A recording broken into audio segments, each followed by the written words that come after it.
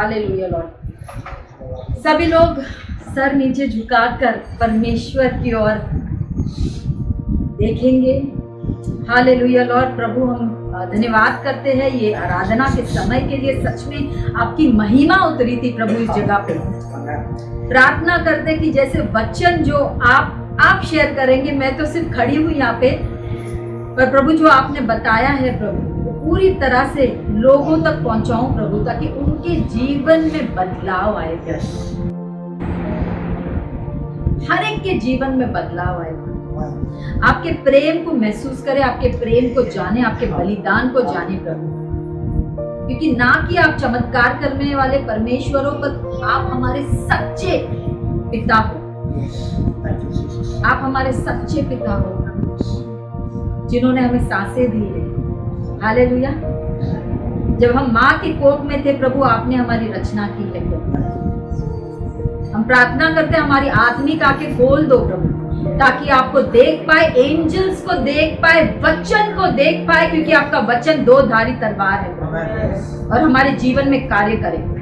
हर एक पाप को हमारे जीवन से काट के निकाल दे प्रभु। यीशु मसीह के नाम से हम मांगते हैं। Hallelujah. Let's give clap offering to the Lord. Hallelujah. वो राजाओं का राजा है, प्रभुओं का प्रभु है। हालेलुया। यीशु मसीह की जय। Hallelujah Lord. Thank you Jesus. हम लोग यूहन्ना में चलेंगे, यूहन्ना 18 में चलेंगे सब लोग। जॉन 18:1।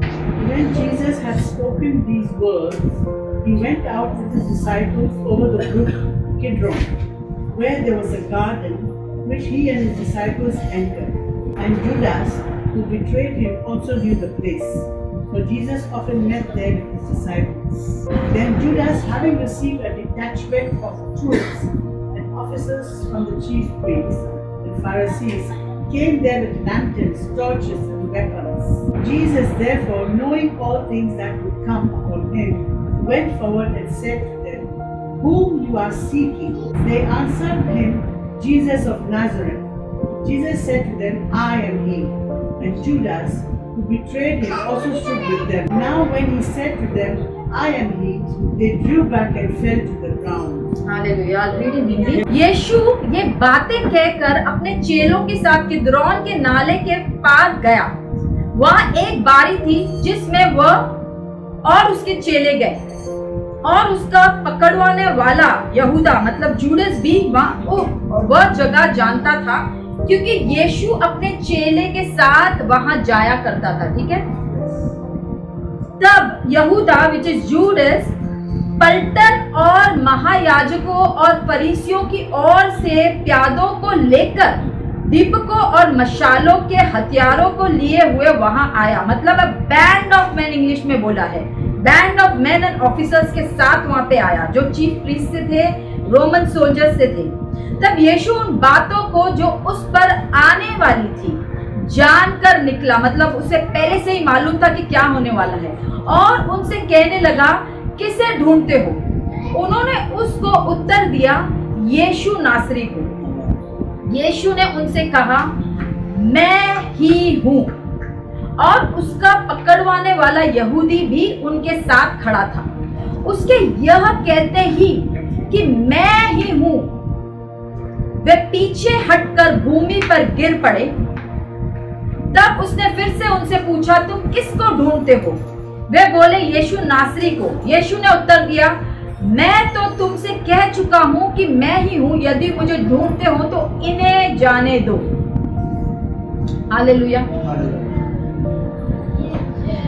ये हम लोग जो पैसेज पढ़ रहे हैं, ये लास्ट डे जो यीशु का था उसके बारे में हमने पढ़ा, क्योंकि अर्ली मॉर्निंग अराउंड 4-5 उसको पकड़ने वाले थे यीशु मसीह को, उसके बाद क्रूस पे चढ़ाने वाले थे। पर उसके पहले क्या हुआ? उसके पहले वो एक जगह पे गए थे जहाँ पे उन्होंने पासओवर खाया। अगर आपने पढ़ा होगा गॉस्पेल्स में, उन्होंने ब्रेड तोड़ा, लहू के रूप में उन्होंने दाखरस लिया, मील खाई अपनी 12 चेलों के साथ। ये लास्ट मील थी। ठीक है। This was the last meal of Jesus with his disciples, जहाँ पे उन्होंने अपने चेलों के पैर भी धोए। ठीक है। और जब वो रोटी को तोड़ रहे थे तो ये बोलते हुए तोड़ा कि ये मेरा शरीर है, क्योंकि मालूम था कि अभी दूसरे दिन ही सुबह को उनको पकड़ने वाले हैं। और ये पासओवर के दिन जो बोला जाता है, इजराइल में एक अलग कल्चर रहता है। जैसे इंडिया में दिवाली का एक अलग ही माहौल रहता है, इजराइल में ये पासओवर का एक माहौल ही अलग रहता है। ये सिन ऑफरिंग के नाम से चढ़ाया जाता है। बहुत सारे भेड़ों की बलिदान होते हैं। इनफैक्ट एक हिस्टोरियन ने कहा कि एक साल में अराउंड 2,56,000 भेड़ों की बलि चढ़ी। मतलब उससे थोड़ा बहुत तो अंदाजा लगा लेते हैं कि हम लाखों नहीं हजारों तो हो ही जाते रहेंगे, है ना। बहुत सारे भेड़ों की बलिदान चढ़ते थे। तो ये पूरा वहां पे एटमॉस्फेयर ही अलग रहता था कि ये साल भर एक पासओवर के दिन पूरे साल के पाप का ऑफरिंग चढ़ाया जाता था। और यीशु मसीह को मालूम था वो क्रूस पे जाने वाले हैं और इसीलिए आए थे। उनको जानकारी थी, क्योंकि यहाँ पे हमने स्क्रिप्चर्स में पढ़ा, जानते हुए उनको मालूम है आगे क्या होने वाला है। ब्रेड तोड़ रहे, हम लोग तो कम्युनियन ऐसे ले लेते हैं, पर वो जब ब्रेड तोड़ रहे थे उनको मालूम था कि अब उनका शरीर टूटने वाला है ना। उनको मालूम था कि उनको टॉर्चर किया जाएगा इन द बॉडी फॉर्म। या जब लहू दे रहे थे वो बोल रहे हैं ये मेरा लहू है, मतलब ये जानते थे कि my blood is going to be shed for the sins of the world. जानते हुए वो दे रहे थे। आमीन। सोचने वाली बात है कि क्या उस वक्त उनके मन में क्या चल रहा था, what was the heart condition. क्योंकि लूका में काफी चीजों का उसके बारे में वर्णन किया है। मैं वो स्क्रिप्चर्स में नहीं जा रही हूँ। अगर चारों गॉस्पेल्स लेंगे तो काफी चीजों का हमें खुलासा होता है। मैंने सिर्फ यूहन्ना में से पढ़ा है, ठीक है। तो यीशु मसीह यहाँ पे पहले स्क्रिप्चर से चालू होता है कि वो किद्रोन की वैली से गुजर रहे हैं। अगर हिस्ट्री में हम लोग जाएंगे ना, एक माउंट पे ये बलिदान किए जाते थे, जो लाखों हजारों में भेड़ों की कुर्बानियां होती थी, तो खून तो बहता था ना। खून क्या ऐसे ही नहीं छोड़ देते थे। इतना सारा अगर लाखों लोगों का हो रहा है तो एक फ्लो होना चाहिए ना। ये किद्रोन की वैली से वो खून बहता था, ठीक है। और यहाँ पे लिखा है कि किद्रोन से वैली से उन्होंने कम्युनियन तोड़ा। I am just trying to picture the whole thing. काफी चीजें वहां पे इजराइल में जाने के बाद भी हमें खुलासा होता है, बट एक थोड़ा हम लोग हिस्ट्री भी पढ़ लेते हैं ना, काफी चीजों का खुलासा होने लग जाता है कि उस रात को हुआ क्या था। किद्रोन के वैली से वो जा रहे पासओवर के बाद रात को, ठीक है। और उन लोगों को चढ़ने का है माउंट ऑलिव्स, और बोला कि गार्डन में गए। दूसरे गॉस्पेल्स में लिखा है कि वो गार्डन का नाम था गेत्सेमनी। यहाँ पे वो गार्डन का नाम नहीं लिखा गया है। और ये गार्डन के बारे में लिखा गया कि यीशु मसीह वहां पे जनरली आते थे, माउंट ऑफ ऑलिव्स चढ़ते थे, ये गार्डन में आते थे। ये यूहन्ना में हम लोग ने पढ़ा। जनरली अपने चेलों के साथ पूरी रात गुजारते थे और दूसरे दिन सुबह को टेंपल में जाते थे प्रचार करने के लिए। कि तो ये उन लोगों का काफी नॉर्मल रूटीन था, मतलब उनका अड्डा था। बहुत लोगों का बंगाली लैंग्वेज में एक बोले तो एक अड्डा था जहाँ पे उन लोग जाते थे। तो अगर आप थोड़ा इमेजिन करें कि यीशु मसीह कम्युनियन के बाद किद्रोन की वैली से जब पास हो रहे थे, वहां पे पूरी खून की नदियां बह रही है, राइट। क्योंकि वहीं से फ्लो हो रहा है, जितने बलिदान हो रही है, कुर्बानियां कट रही हैं, वहीं से फ्लो हो रहा है। और यीशु मसीह और उसके 12 चेले वहां से गुजर रहे हैं। अच्छा, सोचने वाली बात यह है, हमें तो आज मालूम है क्योंकि हमारे आंखों से पट्टी निकल चुकी है, तो हम गॉस्पेल जो सुसमाचार है वो समझ पाते हैं। पर वो टाइम पे यीशु मसीह काफी चीजें सिखाते थे। 3-3.5 साल जब चेलों के साथ थे, सिखाया, काफी चीजें सीखी उन लोग ने, और बहुत सारे चमत्कार भी किए। पवित्र आत्मा में से भर गए थे और उन्होंने चमत्कार भी किए। पर ये जो एक चीज थी ना, वो कभी समझ ही नहीं पाए। जब भी यीशु मसीह उनके मरने की बात करते थे, ठीक है, 3 दिन के बाद जीवित उठेंगे, वो समझ ही नहीं पाते थे। ये एक चीज थी, ये एक टॉपिक था जो उनके आंखों के ऊपर पट्टी लगी हुई थी। जो उस दिन भी जब बता रहे थे कि ये मेरा शरीर है, ये मेरा लहू है, समझ पा रहे थे, क्योंकि काफी गॉस्पेल्स में लिखा है कि हमें मालूम ही नहीं था ये क्या बोल रहे हैं। उनको मालूम नहीं पड़ता था क्योंकि उनके आंखों की ओर पट्टी लगी हुई थी। और वही टाइम पे जूडस गया बिट्रे करने के लिए, बोला शैतान उनके अंदर आया और उन्होंने उनको धोखा दिया। इसका मतलब ये है कि शैतान को भी ये प्लान के बारे में नहीं मालूम था। उसके दिमाग में एक ही चल रहा था, यीशु मसीह राजा बन जाएगा पूरी दुनिया का, उसके पहले इसको मार डालो। वो भी यही सोच रहा था, इसके लिए मारने के लिए जल्दी कर रहा था कि ये मरे। ये नहीं वो भी समझ पाया कि क्या होने वाला है, कि कुर्बानी देने के लिए जा रहे, तीसरे दिन जी उठने वाले और लोगों के पाप क्षमा होने वाले। ये वो भी नहीं समझ पाया क्योंकि चेले उसके खुद के चेले नहीं समझ पा रहे थे about the sacrifice of the Lord. आज हम समझ पा रहे हैं कि क्या था, कुर्बानी के द्वारा हमारे सारे पाप धुल गए। तो यीशु मसीह जब किड्रॉन की वैली से पास हो रहे, जहां पे ये पूरा खून की नदियां बह रही है, चेलों को तो मालूम नहीं है क्या हो रहा है, पर यीशु मसीह को तो मालूम है ना कि ये अब ऑफरिंग चढ़ाया जा रहा है, पर अभी कल सुबह को मेरा लहू आएगा। He's seeing it, ना खून बह रहा है, उसको मालूम है अब मेरा टर्न है, क्योंकि मैं भी तो ऑफर होने वाला हूं ना। Think about the mindset that he's going from and what he's going through as he's passing that valley. हमें नहीं मालूम है कि क्या हो रहा था यीशु मसीह के साथ जब वो लहू को वहां पे देख रहे थे, वो वैली से गुजर रहे हैं। We have no clue, पर काफी चीजें लूका में लिखी गई है कि जब वो माउंट साइनाई पे गए और गार्डन ऑफ गेत्सेमनी में गए और प्रार्थना करने लग गए, बराबर, उन्होंने अपने चेलों को भी बोला कि प्रार्थना करते रहो। वो तो चेले थके हुए थे, बोला कि सो गए। I feel that was a spiritual attack उनके ऊपर कि वो प्रार्थना भी नहीं कर पा रहे थे, पर यीशु मसीह वहां पे प्रार्थना कर रहे थे गार्डन ऑफ गेत्सेमनी। और उसके बारे में वर्णन किया, हम लोग आगे चल के देखेंगे लूका में क्या लिखा हुआ है। पर ये जब किड्रॉन की वैली से जब पास होते थे, उसके बाद उन लोग माउंट ऑफ ऑलिव्स गए। माउंट ऑफ ऑलिव्स में क्या होता है, क्या उगता है माउंट ऑफ ऑलिव्स में, कोई बताएगा? ऑब्वियसली ऑलिव्स उगते हैं, इसके लिए उसे माउंट ऑफ ऑलिव्स बोला जाता है। माउंट ऑफ ऑलिव्स में ऑलिव्स उगते हैं, वहां पे बहुत सारे ऑयल प्रेस थे, क्योंकि वहीं पे उगता था ना, वहीं पे ऑयल प्रेस थे, तो सारे ऑलिव्स, बहुत सारे बिजनेस होते थे वहां पे, ऑलिव्स तोड़ के वहीं पे ऑयल निकाला जाता था। बहुत सारी जगह पे वो ऑयल टेम्पल्स में यूज किया जाता था दिए जलाने के लिए, ठीक है। और बाइबल बोलता है Jesus is the light of the world, बराबर बोलता है ना, Jesus is the light of the world. अब light of the world is going to go through the crushing experience just as olives go through। तो Mount of Olives भी जा रहे थे, हर एक चीज का सिग्निफिकेंस था बाइबल में कि वो वहां पे क्यों गए, because he was going to be crushed completely. Hallelujah.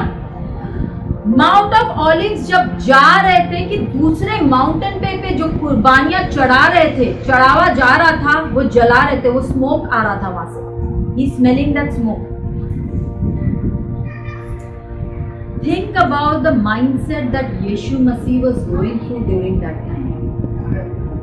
और बाद में जब गार्डन ऑफ गेत्सेमनी में गए, उन्होंने बोला कि अब प्रार्थना करो, वो अपने घुटनों पे गिर गए और प्रार्थना कर रहे थे।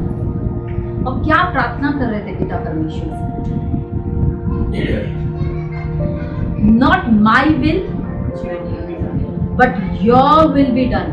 मेरी मर्जी नहीं, ये कब, अगर ये कटोरा मेरे जिंदगी से हट जाएगा तो प्रभु आप हटा दो, पर फिर भी ये मेरी मर्जी नहीं, आपकी मर्जी होगी। थोड़ी देर के बाद वो प्रार्थना कर रहा था, उसके बाद वो अपने चेलों के पास गया, देखा कि चेले तो सो रहे, उनको बोल रहे प्रार्थना करो। क्यों बोल रहा था? क्योंकि ये रात बहुत लंबी चलने वाली थी और कठिन जाने वाली थी। इतने टाइम तो बहुत एंजॉय कर रहे थे, बहुत ग्लोरी में चल रहे थे, पर ये रात एक अलग रात होने वाली है जो उन्होंने शायद कभी एक्सपेक्ट भी नहीं किया था। वापस गए प्रार्थना करने यीशु मसीह। अब किस प्रकार से प्रार्थना कर रहे हैं? बाइबल बताती है वो घुटनों के बल गिरे, उसके बाद मुंह के बल जमीन के ऊपर गिर गए। और बोला उनके शरीर से पसीने छूट रहे थे और प्रार्थना कर रहे हैं, बहुत डीप वे में प्रार्थना कर रहे पिता परमेश्वर से, क्योंकि इतने दर्द में थे वो टाइम पे, इतने कठिनाई का समय चल रहा था, क्योंकि ये लिखा है कि वो जानते थे कि क्या होने वाला है। वो जानते थे, वो भाग भी सकते थे ना, मालूम है ना, अभी तो हम को आगे चल के पकड़ने वाले हैं। अगर आपको मालूम रहेगा, हम लोग ने बोला है कि हम लोग अभी नए घर पे शिफ्ट हुए, यहाँ पे रहते नहीं है, फैमिली हाउस है, काफी टाइम के बाद हम लोग वहाँ पे शिफ्ट हुए हैं। और वहाँ पे हमारे बिल्डिंग में डॉन रहता है और उसकी हमेशा सब बड़ी बड़ी इंपोर्टेड गाड़ियां नीचे खड़ी रहती थी, उसके ड्राइवर्स जो डरे हुए, और ये बहुत बड़ा डॉन है, उसके फ्लोर पे कोई जा नहीं सकता है क्योंकि सब डरते, जाने के लिए तो डरते पर अलाउड भी नहीं है। पर ये टाइम हम लोग जब शिफ्ट हुए वो घर पे, तो देखा तो ना नीचे गाड़ियां हैं ना उनके ड्राइवर्स है, वो खुद भी नहीं दिखाई दे रहा क्या है। तो मेरे हस्बैंड ने मेरे को बोला, मतलब पास्टर दिनेश ने बोला कि दिखाई नहीं दे रहे, शायद लगता है यहाँ से चले गए, जो डॉन है वो यहाँ से चले गए, क्योंकि इन लोगों की लाइफ अलग रहती है। बोला they are always on a run, समझ, इनकी जिंदगी ऐसी रहती है कि they are always on a run, भागते ही रहते हैं। एक जगह, उनकी फैमिली है फुल फ्लेज, बीवी बच्चे सब है, पर भागना पड़ता है। डॉन है, लोग उनसे डरते हैं, पर उन लोग भी उनके दूसरे जो उनके दुश्मन है उनसे डरते हैं, पुलिस से डरते हैं, स्पाइस से डरते हैं, उन लोग को भी भागना पड़ता है अपना सब बोरिया बिस्तरा बांध के अलग जगह पे, ठीक है, क्योंकि उनको मालूम है अगर उनको टिप मिल गया कि कोई पकड़ने आ रहा है भागो, तो उस हिसाब से उन लोगों का माइंडसेट भी प्रिपेयर रहता है। पर यीशु मसीह को तो जानकारी थी ना, उसको मालूम था जूडस आएगा यहाँ पे पकड़ने के लिए। क्यों आएगा जूडस यहाँ पे पकड़ने के लिए? क्योंकि बाइबल बोलती है कि यह हमेशा का उनकी जगह थी जहाँ पे उन लोग आते थे, गार्डन ऑफ गेत्सेमने में। वो सोचते थे जाने दो, हम लोग एक काम करते, दूसरी जगह जाते, दूसरे एक माउंटेन पे जाते, दूसरे गार्डन में आ जाते हैं। But he completely surrendered. उन्होंने पूरी, आज गाना गा रहे थे ना सरेंडर, उन्होंने पूरी तरह से पिता परमेश्वर की जो मर्जी थी, उनको मन नहीं था, किसको मन होता है ये सब करने का, वो भी पूरी तरह से इंसान थे हमारी तरह, पूरी तरह से अपने आप को समर्पित किया। वो माउंटेन पे गए, वो गार्डन में गए, और वो टाइम पे मुंह के बल गिरे और परमेश्वर से प्रार्थना कर रहे। और वो समय पे उनको स्वर्गदूत आया जिन्होंने उनको स्ट्रेंथन किया। बोला उन्होंने स्वर्गदूत को देखा जिन्होंने उनको स्ट्रेंथन किया, और वापस वो प्रार्थना में चले गए। और जब वो प्रार्थना कर रहे थे वो टाइम पे उनके जो पसीने निकल रहे थे, अगर आगे हम लोग यूहन्ना में अगर पढ़ेंगे, जब पतरस ने 3 बार यीशु को डिनाई किया, सुबह का समय था, 3 बार पतरस ने डिनाई किया। बोला वो हाथ सेक रहा था आग के ओर हाथ क्यों सेक रहा था? लिखा है कि इट वॉज वेरी कोल्ड, मतलब ठंडी का मौसम था, और रात को तो ज्यादा ठंडी होती है ना, ठंडी का मौसम चल रहा था, और यीशु मसीह को पसीने छूट रहे थे। और ना किसी पसीने छूट रहे थे, बोला कि उसके पसीने में से बड़े बड़े ड्रॉप्स निकल रहे थे खून के। लिखा है इतना इंटेंस था उनकी प्रार्थना, और वो जो इतने तकलीफ से गुजर रहे थे, इतना गहरा था कि उनके शरीर से खून के बूंदे निकलने लगे, तो उनके पसीने में से खून की बूंदे निकल रही थी। और बोल रहे इतना इंटेंस, और मतलब बोलते ना, ही was going through tremendous stress during that time. बहुत बार अगर सेकेंड वर्ल्ड वॉर जो देखा है, अगर उसकी हिस्ट्री में जाके पढ़ते, बहुत लोगों को ये इशू हुआ था। जब बॉम्ब्स ऊपर से गिरते थे ना, उन लोग ब्रिज के नीचे बैठे रहते थे डर में कि पता नहीं कब बॉम्ब हम लोग के ऊपर गिरेगा। वो इतने कांपते थे, मालूम नहीं अब जिंदा रहेंगे नहीं जिंदा रहेंगे नहीं मालूम, वो ऐसे कांपते थे। काफी लोगों को ये इशू हुआ था कि उनके पसीने में से खून निकलता था। क्यों? क्योंकि बहुत इंटेंस फियर था, बहुत इंटेंस स्ट्रेस था। तो इतने गहराई से वो गुजर रहे थे। क्यों गुजर रहे थे?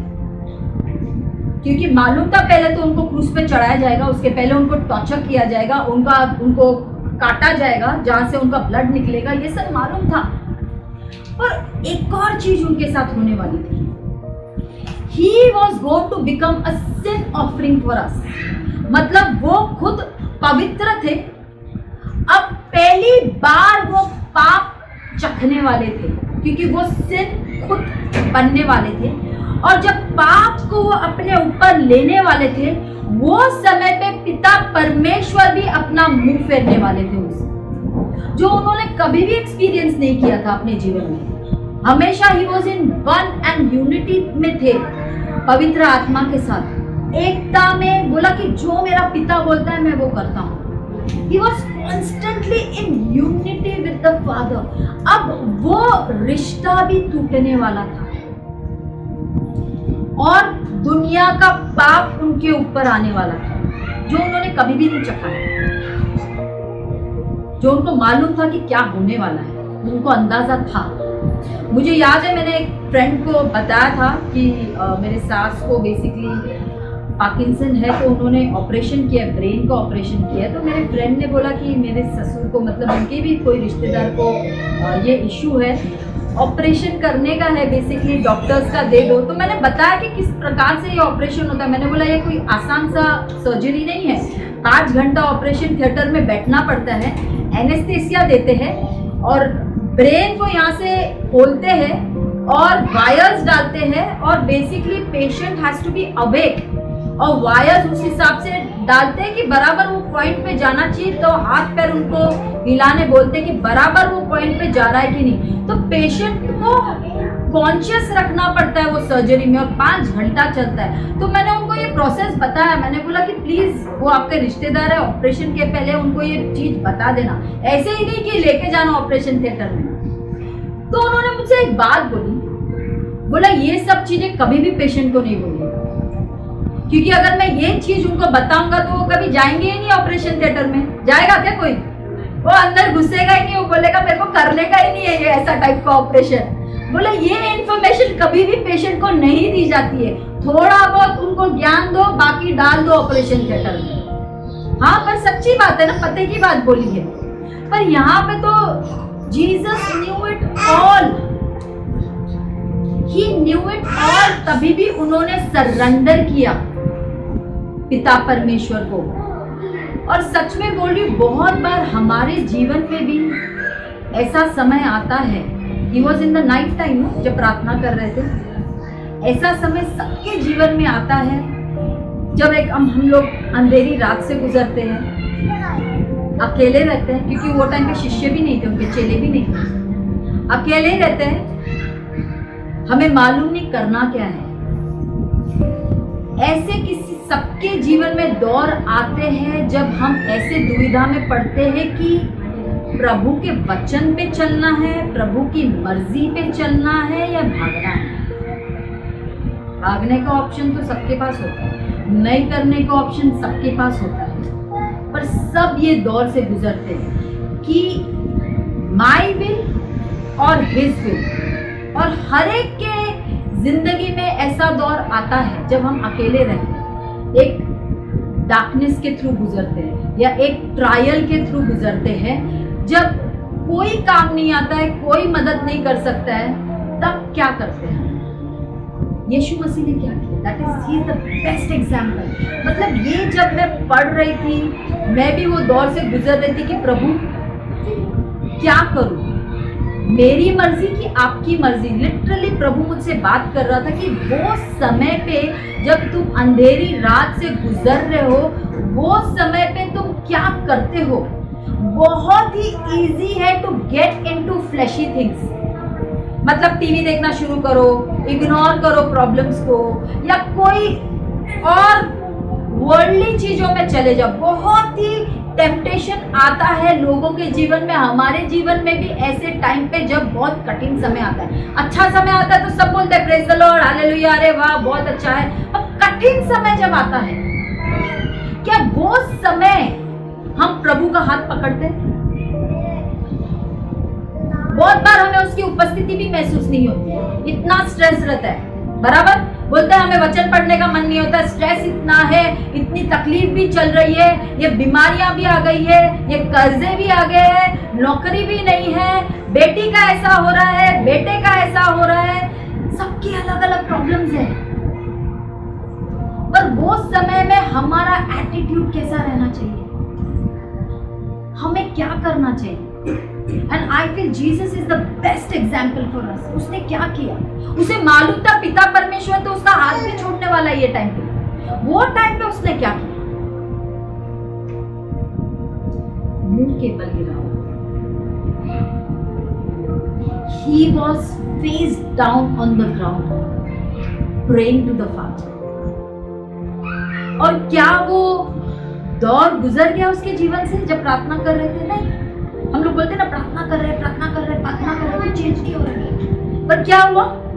एंजल आया जिसने उनको स्ट्रेंथन किया, सामर्थ दिया, ताकत दिया, वापस प्रार्थना करने लगे। पर क्या वो मुड़ गए?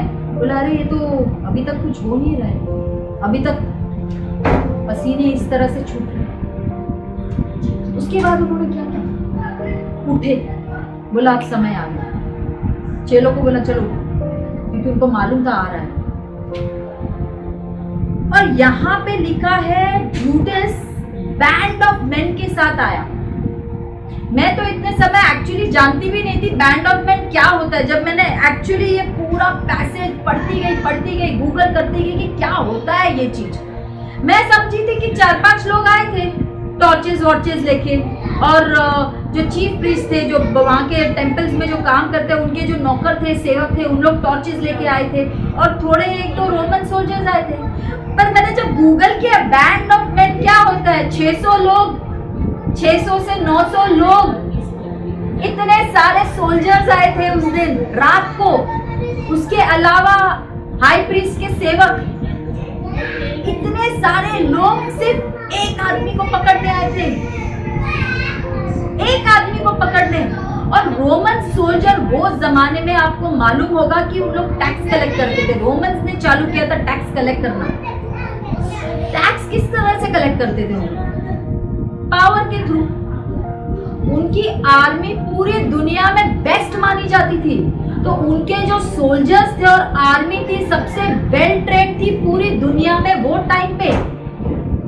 और वो लोगों को लेके आए थे, 600-700 लोग आए थे अपने हेलमेट सब कपड़ों के साथ।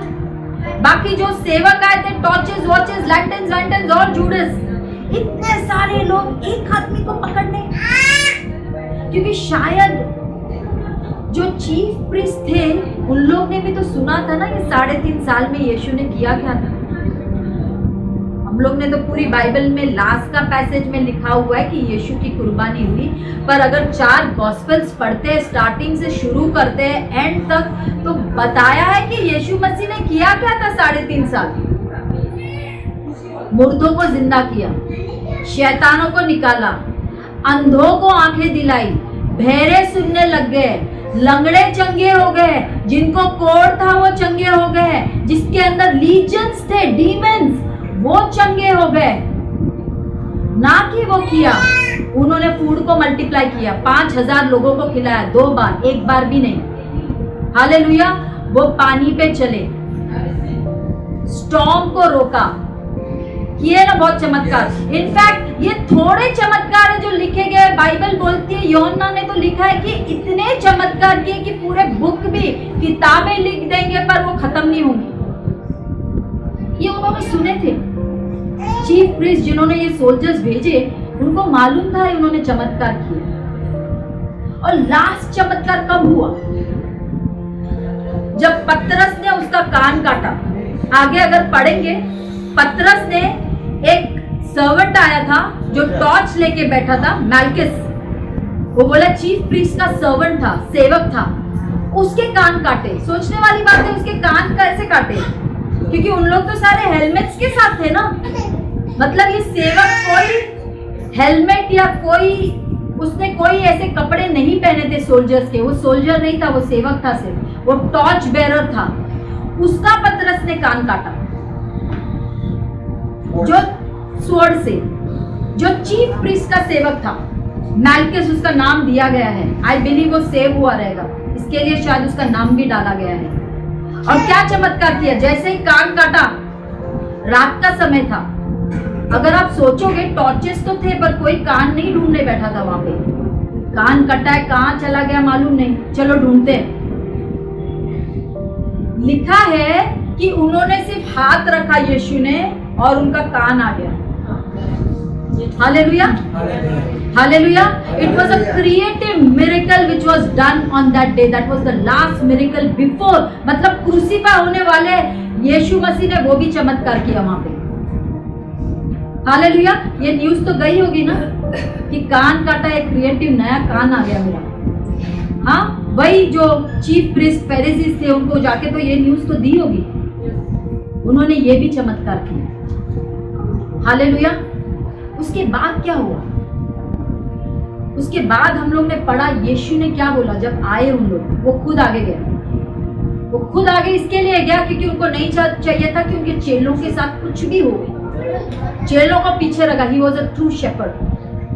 बोला है ना, शेपर्ड वो होता है जो आगे चलता है, शीप्स उनके पीछे रहती है, उनके पीछे फॉलो करती है। वो आगे गया, बोला किसको ढूंढ रहे हैं? बोला हम लोग यीशु मसीह को ढूंढ रहे हैं। तो उसने क्या कहा जब बोला यीशु मसीह को ढूंढ रहे हैं? बोला आई एम। क्या बोला? I am. जब उन्होंने ये बोला आई एम, जितने वहां पे सोल्जर्स और जितनी क्राउड थी, सारी की सारी 600, 700, 800, 900 जितने भी थे जो रोमन सोल्जर हटते कटते थे, जमीन पे गिर गए। पढ़ा आपने? अगर आप आगे पढ़ोगे तो वहां पे लिखा है टोटली स्लेन्ड। जैसे उन्होंने बोला आई एम, जमीन पे गिरे हुए थे वो सारे के सारे लोग। और जब ये बोला, वो सोल्जर्स भी होश में आ गए रहेंगे, भाई ये कोई अलग ही इंसान है, ये ताकत से काबू होने वाला इंसान नहीं है, ये ताकत से काबू होने वाला इंसान नहीं है। और शायद वो जब आया बोलने के बाद गिरे थे, उन लोग भी अपने हेलमेट सुधार रहे होंगे, थोड़ा होश में आए रहेंगे कि हुआ क्या हमारे साथ। हालेलुया। हुआ क्या हमारे साथ? हम लोग तो इतने वेल ट्रेंड है, पूरी दुनिया हमसे कांपती है, ये कौन आके हमारे सामने खड़ा है जो बोल रहा है आई एम। वापस उसने कहा, जब गिरे हुए थे ना, ऐसे लिखा है गिरे हुए थे, उनको पूछ रहा है भाई तुम किसको ढूंढने आए हो? किसको ढूंढ रहे हो तुम? बोला यीशु को ढूंढ रहे। शायद उनकी आवाज में भी नरमी आ गई रही है ना। बोले यीशु को ढूंढ रहे। बोला मैं ही हूँ, इनको छोड़, मुझे पकड़ के लेके जाओ। हालेलुया। हम आगे चल के देखते हैं कि किस प्रकार से उनको टॉर्चर किया जाता है, किस प्रकार से वो क्रूस पे चढ़े। पर एक ही चीज आपको इसमें से बताना चाहती हूँ, ये जो उनके जिंदगी में लास्ट का दौर था ना, अकेलेपन का, उन्होंने वो समय भी परमेश्वर का हाथ नहीं छोड़ा। नम्रता के साथ घुटनों पे प्रार्थना कर रहे थे, मालूम होते हुए कि अब ये साथ भी नहीं, ये साथ भी छूट जाए, पर मैं पकड़े रहूंगा, मैं पकड़े रहूंगा, मैं हाथ नहीं छोड़ूंगा। और क्या हुआ? अगर आगे हम लोग पढ़ेंगे, लिखा है कि जब वो रेजरेक्ट हुए ना, it is written that he was exalted above all। बराबर? सबसे ऊंचे स्तर पे पिता परमेश्वर ने उसको रखा कि ये नाम के आगे घुटना टिकेगा, ये नाम के आगे शैतान भागेंगे। हालेलुया। और बोला कि ये नाम को सबसे ऊंचा स्तर दिया, and he seated at the right hand of the father.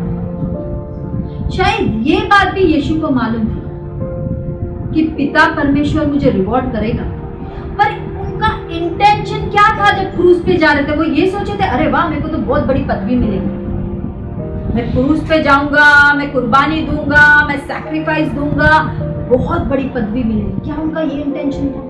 बोला नहीं, ये इंटेंशन से उन्होंने कुर्बानी नहीं दी, उन्होंने कुर्बानी ये इंटेंशन से दी कि मैं पूरी दुनिया से प्रेम करता हूं और पाप में जकड़े हुए। He understood our pain. He understood what the mankind is going through. और उन्होंने वो कुर्बानी दी, ना कि मेरे को एक्सॉल्ट करेंगे, मेरा नाम ऊंचा होता जाएगा। उनका वो इंटेंशन नहीं था। इंटेंशन हमारे भी हो सकता है कि अच्छा not my will but his will, प्रभु मुझे कुछ ना कुछ देगा ना इसके बदले में। होता है ना, आता है ना, मैं जब उसकी मर्जी करूंगा तो मुझे कुछ ना कुछ तो रिवॉर्ड करेगा। क्या ये इंटेंशन होना चाहिए? कि ये इंटेंशन होना चाहिए जब प्रभु बोलता है कि तू ये कर, कि प्रभु पापा मैं आपके लिए करूंगा क्योंकि मैं आपसे बहुत प्रेम करूंगा, क्योंकि मैं आपसे बहुत प्रेम करूंगा। वो तो हमारा पिता है, वो हमें रिवॉर्ड करेगा, बहुत ज्यादा रिवॉर्ड करेगा। वो किसी का कर्जा नहीं रखता है। जब हम करते हैं ना उसके राज्य के लिए, वो किसी का कर्जा नहीं रखता, और देता है तो छप्पर फाड़ के देता है। हालेलुया। वो देता है तो हम खुद ऐसे देखते रहते कि ये सच्ची में है क्या जो हमारे जिंदगी में हो रहा है, ये इतना इजीली सब हमारे साथ कैसे हो रहा है। पर हमारा वो टाइम पे इंटेंशन यही होना चाहिए कि I am doing it because that is my father's will and I will do it because I love my father, ना कि वो मेरे को कुछ देगा। और ये सेम एटीट्यूड था जीसस का जब उसने क्रूस पे चढ़ा, कि ये मेरी पिता की मर्जी है, ये मेरे पिता की मर्जी है, मैं करूंगा, खुशी से करूंगा। करना का मन नहीं है, क्योंकि कौन चाहता है ये इतने दर्द से गुजरना, और मालूम होते हुए कौन चाहता है। और उनको कोई एनेस्थेसिया देके कोड़े नहीं मारे थे। हम लोग को ऑपरेशन थिएटर में इंजेक्शन देके हम लोग का ऑपरेशन होता है, उनको कोई एनेस्थेसिया नहीं दिया था। होश में थे वो, होश में होने के बाद उनको ये भी मालूम था मारने के समय उनको जान नहीं देनी है। इतना बुरी तरह से उनको कोड़े मारे थे कि एक नॉर्मल इंसान वहीं पे मर जाएगा, पर उनको मालूम था उनको क्रूस तक जाना है, जान को रोक के रखना है किसी भी कीमत पे। Think about it. उनको पकड़ के रखना था कि कुछ भी हो जाए मैं मर नहीं सकता हूं, कि क्रूस पे तो चढ़ना ही है। पर वो समय इतना मार रहे थे कि भाई इधर ही मर जाए, पर मरे नहीं। क्रूस उठा के गए और फिर क्रूस पे चढ़ाया गया, खिल्ले ठोके गए, और बाद में उन्होंने अपना स्पिरिट छोड़ा और बोला it is finished, it is finished, it is finished. सच में हम लोग जब कम्युनियन लेते हैं हम जान नहीं पाते, हम लोग कितनी बार बहुत ग्रांटेड ले लेते हैं परमेश्वर के राज्य को, कलीसिया को, बाइबल को, है ना। पर अगर हम लोग बाइबल पकड़ के पढ़ना शुरू करेंगे ना, देखेंगे कैसा प्यार है, हाँ, यीशु का कैसा प्यार है। I think we will be lost in his love. हम दीवाने हो जाएंगे उसके, हम सच में दीवाने हो जाएंगे। और यही तो हुआ उनके 12 चेलों के साथ। फिशरमैन थे उस, और उन लोग तो बाद में अपने बिजनेस में भी चले गए। फिशरमैन थे, उन लोग सोचे अच्छा है ना, हम लोग यही करेंगे ना, धंधा चल रहा है ना अपना, मच्छी पकड़ो बेचो, क्या करने का। अंदाजा भी नहीं था बाद में होने क्या वाला। अब तो सब जानते, जब पवित्र आत्मा उतरी उनकी पूरी जिंदगी बदल गई। अंधेरी के फिशर्स ऑफ मैन, और उन लोग सब जगह प्रचार करने लगे और उन लोग दीवाने हो गए प्रभु के, पूरी तरह से दीवाने हो गए। और वो सेम हमारे पास है, पवित्र आत्मा सेम चीज हमारे पास है। I think this is something for us to learn कि हमें हमारे समय के साथ करना क्या है। बहुत बार कठिन समय आता है, कितने लोग तो छोड़ देते हैं, नहीं चाहिए, बहुत बार झगड़ा करने बैठ जाते हैं। झगड़ा किया क्या यीशु ने वो टाइम पे पिता के साथ कि ये तो मेरे साथ अन्याय हो रहा है। अरे 3.5 साल में ग्लोरी में चला, शैतान भगाए, क्या क्या नहीं किया आपके साथ, और ये उसके बाद ये मिल रहा है मुझे। इसी के लिए आया था, मालूम था आया था, पर बोलने के लिए तो बोल सकते ना वो टाइम पे। He was completely surrendered at the will of the Father with humility, crying unto the Father। एक जैसे बच्चा रोता है अपने बाप के सामने, रो रहा था। एक बार भी उनके मुंह से गलत शब्द नहीं निकले वो समय में। So much to learn जब हम कठिनाई के समय जाएंगे, when we go through the area of darkness in our life, so much more कि हमें प्रभु का हाथ पकड़ के रखना है with humility, विथ ह्यूमिलिटी उसके पावर को महसूस करे नहीं करे, लोग मदद करे नहीं करे, हमारे जीवन में अच्छा होवे नहीं होवे, चंगाई आए नहीं आए, वो टाइम पे पकड़े रहना है। आई एम टेलिंग यू, वो टाइम पे जब आप पकड़ना सीखोगे ना उसका हाथ, the way he will lift you up, the way he will lift you, कि आपको लोग देख के बोलेंगे कि सच में ये तो नई सृष्टि है, ये एक अलग रचना है। हालेलुया, ये एक अलग रचना है। ये कैसे है कि ये जिधर जाता है आशीष आता है, ये कैसे है कि ये जब हाथ रखता है लोग चंगे हो जाते हैं, ये कैसे पॉसिबल है कि ये जहाँ जाता है जॉय आ जाता है। How is it possible?